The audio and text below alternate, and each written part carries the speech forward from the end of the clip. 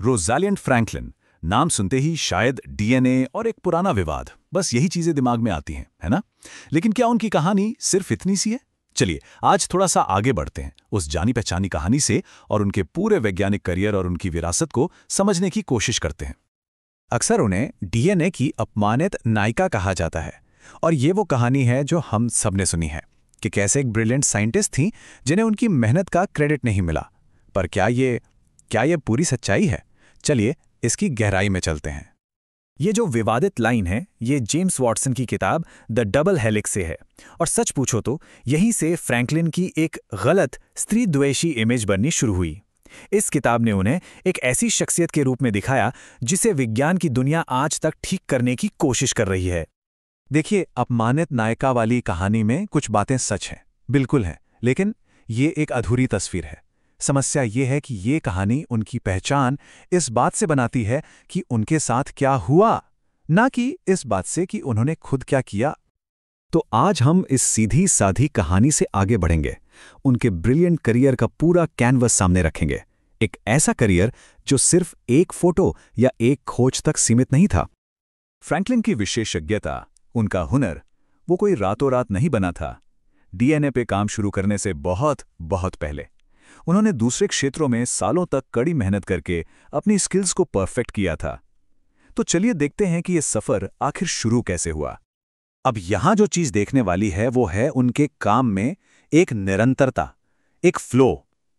मतलब कोयले की संरचना से लेकर वायरस के स्ट्रक्चर तक उनके ज्ञान और स्किल में एक तार्किक प्रगति दिखती है। ये सारे डॉट्स आपस में जुड़ते हैं। पेरिस में उनके जो साल आराम से और उत्पादक गुजरे वो एक बात साफ करते हैं।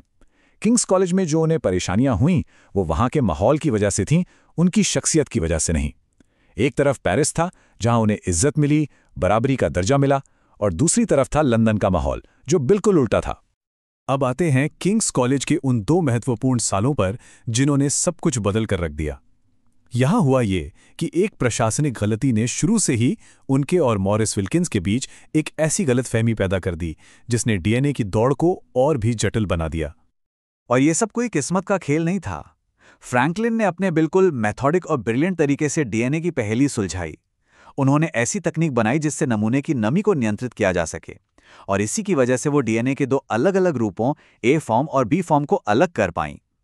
ये एक गेम चेंजिंग ब्रेक थ्रू था। यहां तक कि उनके गुरु जेडी बर्नाल ने उनकी तस्वीरों को अब तक ली गई सबसे खूबसूरत एक्सरे तस्वीरों में से एक कहा था। सोच के देखिए, ये उनके कौशल का सबसे बड़ा सबूत था। और अब हम उनकी सबसे मशहूर तस्वीर देखने वाले हैं। ये है फोटोग्राफ 51। तकनीकी शब्दों में कहें तो ये डीएनए के बी फॉर्म का एक्सरे विवर्तन पैटर्न है। लेकिन ये सिर्फ एक फोटो नहीं है, ये डेटा का एक खजाना है जिसने आगे जाकर सब कुछ बदल दिया। तो इस एक फोटो से आखिर पता क्या चला? सबसे पहले ये जो एक्स जैसा पैटर्न है इसने साफ कर दिया कि संरचना हेलिकल है, यानी घुमावदार।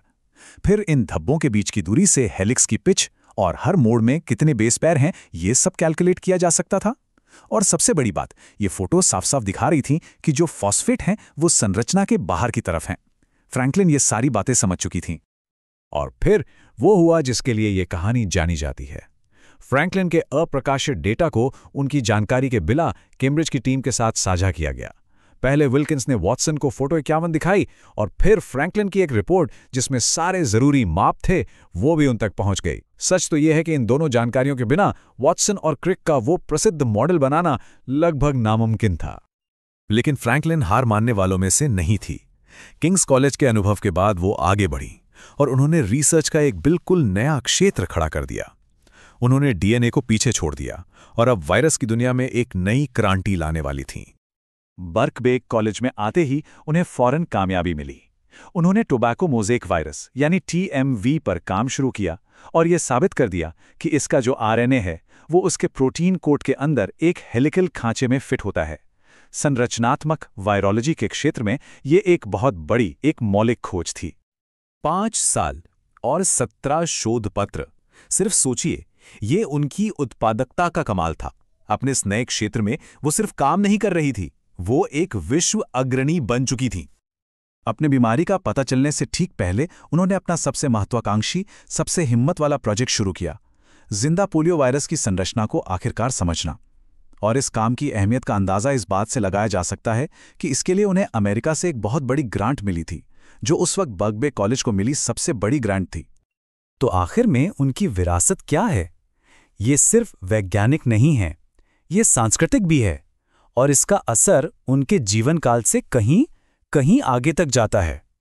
ये टाइमलाइन उनके जीवन की उस दुख भरे अंत को दिखाती है और उन घटनाओं को जिन्होंने मरने के बाद उनकी एक अजीब सार्वजनिक छवि बना दी।